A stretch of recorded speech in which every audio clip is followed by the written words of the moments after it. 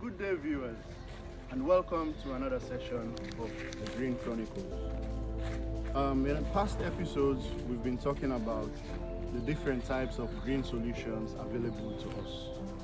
We spoke about solar energy in episode 3, we spoke about wind energy in episode 4, and we also shed light on hydroelectric power in our last episode. But all these won't be possible if policies are not in place to help us execute these different types of energies within West Africa. So in this particular episode, we will dive down into the policies that should be made available to Africans and to West Africa as a whole. Now, for a successful green transition, West African governments must set specific, measurable, and time-bound renewable energy goals. Now, for example, instead of vague promises, they should read clear targets. They should have clear targets and do more than just inspire. They should guide investments. They should shape regulations and signal to the private sector that the government is committed to clean energy. Now, countries like Morocco have already demonstrated how defined goals attract billions of renewable projects.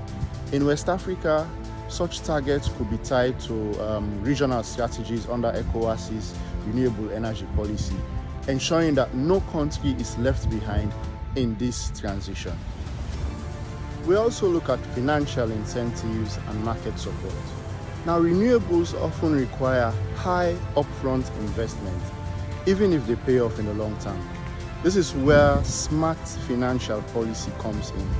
Now, governments can implement tax exemptions, low interest green loans, and also public-private partnership frameworks that de-risk large-scale projects for private investors. These policies don't just make green energy affordable. They stimulate job creation, they open markets for local suppliers, and they create a sustainable energy economy. The third point we look at strengthening the grid and infrastructure. Now, one of the biggest barriers of renewable adoption in West Africa is the grid reliability.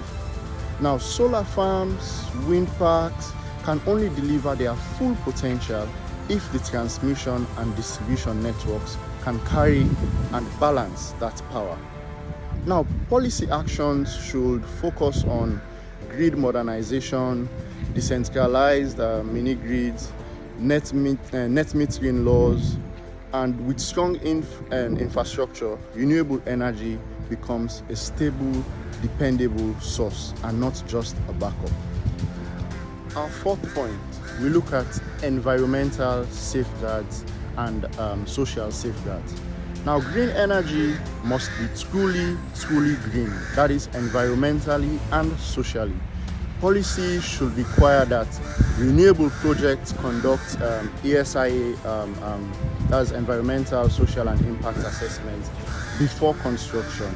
They should respect land rights and ensure fair compensation to all affected communities.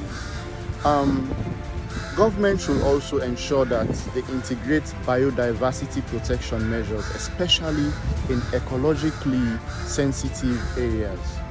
Now, when communities see the social and economic benefits from local jobs to electrified schools, they become partners and not opponents to the transition to green energy. We also look at the regional cooperation and integration. Now, West Africa has diverse renewable resources.